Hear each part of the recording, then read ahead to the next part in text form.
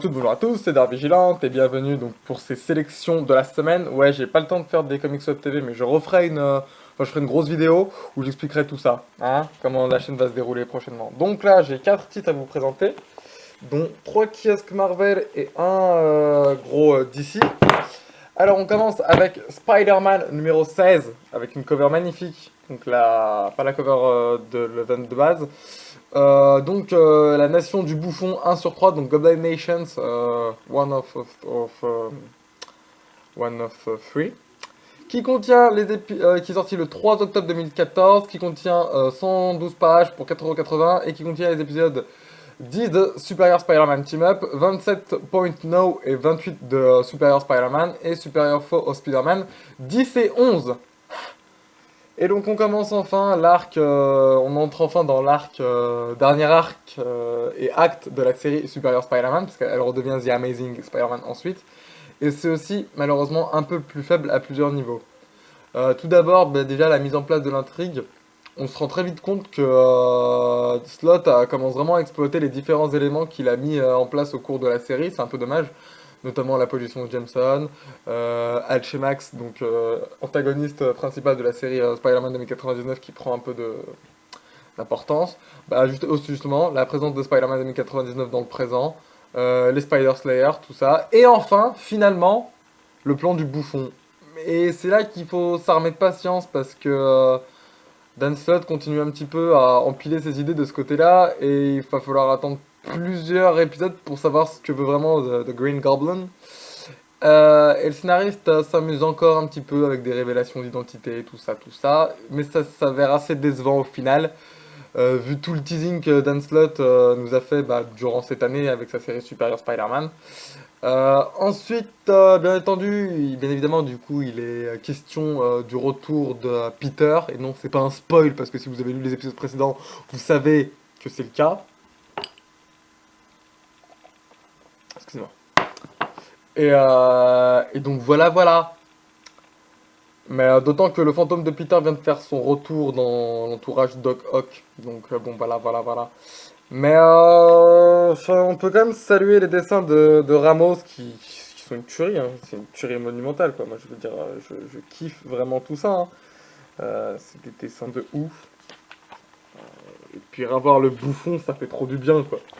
Donc Supérieur, bof.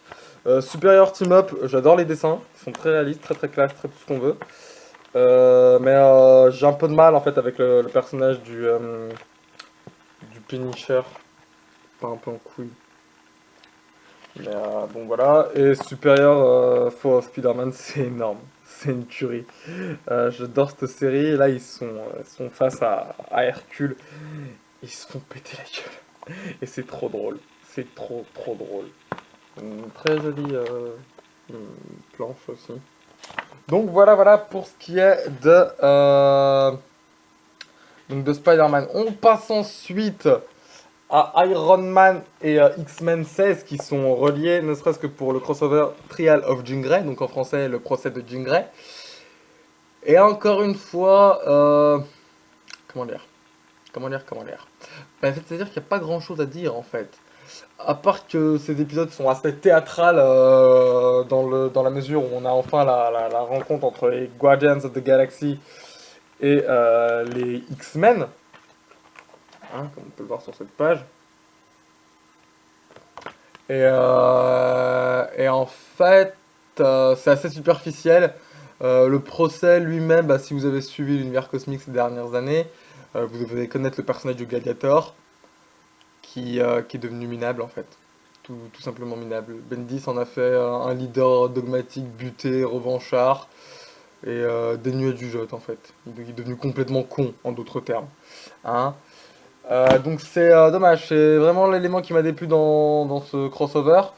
Concernant les autres séries du magazine X-Men, donc Uncanny X-Men, après le tie-in complètement anecdotique et nul lié à Humanity le mois dernier, Bendis peut commencer à mettre en place des choses très intéressantes dans sa série. Il va notamment s'intéresser aux élèves de Cyclope et développer leur personnalité et leur pouvoir. C'est vraiment intéressant. C'est bien de voir que le scénariste a pu se concentrer un peu plus de temps sur les élèves, ça fait pas de mal parce que c'est une série qui est sympathique, franchement, enfin, Uncanny X-Men elle est très très très très bien. C'est une très bonne série, donc non voilà, franchement, là qu'il ait pris un peu plus de temps là-dessus, c'est pas plus mal, hein. Puis la cover, elle est énorme. Regardez-moi cette cover, quoi. C'est juste monstrueux. Donc non, c'est pas mal. Et ensuite, on a également Amazing X-Men, donc, qui nous fait le retour de Diablo, en gros. Et, euh, et c'est sympa. Il y a aussi les X-Men de Cyclope qui font une arrivée surprise. Puis Diablo qui reparle un petit peu avec sa mère. Donc non, c'est plutôt bon. Même si les dessins ont changé, j'ai préféré le dessinateur de avant. Et on a ensuite Humanity Awakening Part 1. Et, euh, et c'était pas nécessaire, hein. Je le dis clairement, c'était pas la peine, hein. C'était pas la peine d'en faire autant. Parce que c'est anecdotique. Franchement, c'est très très très anecdotique. Pour Iron Man, alors je vous le dis clairement, j'ai pas lu Iron Man. J'ai pas lu du tout. Parce que j'ai arrêté de suivre la série Iron Man. En fait, pourquoi? Parce que j'ai pas lu les 2 derniers épisodes, j'ai pris un peu de retard et j'ai pas eu le courage de m'y remettre. Voilà. Donc j'ai déjà parlé des gardiens tout à l'heure. Pour ce qui est de Nova, c'est très très bon. Ça continue son épopée cosmique, si je peux m'exprimer ainsi, et ça reste scénaristiquement très correct. Graphiquement, c'est pas dégueulasse. Donc non, franchement, Nova est une série très prometteuse depuis les débuts, donc j'ai franchement rien à redire là-dessus. Puis ça fait du bien de voir Sam Alexander en Nova, vu que c'est le Nova de la série Ultimate Spider-Man, enfin la série animée Ultimate Spider-Man, avec Beta Ray Bill qui fait un caméo. Ensuite, on a Avenger Artificial Intelligence, et c'est con parce que je kiffe cette série en vrai, et elle a pas marché du tout aux États-Unis, je crois que même qu'elle est arrêtée. C'est trop dommage parce qu'elle est vraiment, vraiment, vraiment cool. Scénaristiquement, je la trouve super sympa. Voir une équipe de Vengeurs constituée de robots et en plus d'un Fatalibot, je trouve ça excellent comme concept. Donc, non, c'est rien à redire. Graphiquement, c'est plutôt joli en plus. Donc, non, non, franchement. Pas de problème de ce côté-là. Et pour ce qui est de Avenger Artificial Intelligence, on a aussi un épisode lié à Inhumanity en fait. Et avec Daredevil en guest. Et non, c'est plutôt plutôt bien foutu. Puis il y a donc une petite relation qui se lie entre comment il s'appelle, entre Ant-Man et Daredevil, même s'ils se connaissaient déjà. Mais c'est bien de les voir ensemble. Ça fait plaisir de voir des crossovers. Ensuite, on a Swamp Thing tome 3, le Nécromonde. Et c'est une tuerie. C'est une tuerie. C'est une tuerie, pourquoi? Parce que, donc scénarisé par Scott, parce que oui, il y a Swamp Thing 13 à 18 et Animal Man 13 à 17, plus l'annual de Swamp Thing. Donc on a 2 scénaristes, donc Scott Snyder et Jeff Lemire, et 2 dessinateurs, Steve Pugh et Yannick Paquette. Et c'est une tuerie parce que après bien des mois d'attente, hein, je sais plus quand est-ce qu'il est sorti, le Swamp Thing tome 2, mais si je dis pas de conneries, il y a assez longtemps. Hein, ouais, enfin il y a très longtemps quoi. Voilà, le Necromonde, ça fait plaisir, c'est un gros volume par contre et il coûte 22,50. Hein, mais il y a la blinde de comics, ils sont pas foutus de nous. Donc voilà, et pour resituer un peu le dernier tome bah, qui est sorti en avril, donc il y a un peu plus d'un an. Donc les 2 héros, donc Swamp Thing et Animal Man, sont tombés dans un piège tendu par Anton Arcan, qui est l'avatar donc de Nécrose. Et ils se sont retrouvés dans le Rot World, donc le Nécromonde, où le temps s'écoule différemment, et en fait c'est un monde parallèle où en fait la nécrose a pu conquérir le monde, et où la plupart des super-héros DC sont tombés enfin sont devenus ses agents, hein, donc des gros zombies tout dégueulasses. Le cas pour Superman, notamment, que j'ai pu voir ça quelque part par là. Voilà. Donc ils ont tous pris cher, il n'y a que quelques survivants, dont Poison Ivy, l'Orchidée Noire, John Constantine. Euh, et donc voilà, mais donc en gros, Swamp Thing et Animal Man vont avoir quelques alliés, et c'est un peu la mission suicide quoi, pour vaincre Roth et dans un monde devenu totalement hostile. Le résultat est très sympathique. faut bien le dire. L'action dans le futur est très cool. On comprend dès le départ comment tout ça va se passer, et c'est peut-être pas plus mal parce que c'était un peu compliqué sur les anciens numéros, hein. Je me souviens d'avoir des potes à moi qui ont trouvé ça un peu prise de tête, donc qui ont lâché l'affaire. Alors que bon, c'est une super bonne série. Les aventures vécues par les survivants sont très prenantes et très riches en surprises. On s'ennuie pas du tout malgré la longueur du tome, et dans l'ensemble c'est très bon. Et oui, Urban a eu la très bonne idée de rassembler tout ça dans un seul tome, donc ça nous fait quand même pas mal d'épisodes à s'engouffrer. C'est un sacré volume, hein, comme je l'ai dit, c'est, bah, regardez par rapport au précédent. Hein, vous voyez qu'il y a plus. Et non, et c'est juste énorme quoi. Donc, hein, Urban, ils ont pas fait des cons, eux, comparé à eux. Là, ces deux-là, là. Hein, voilà, Panini, Urban, Panini, ils ont pas fait les cons. Hein.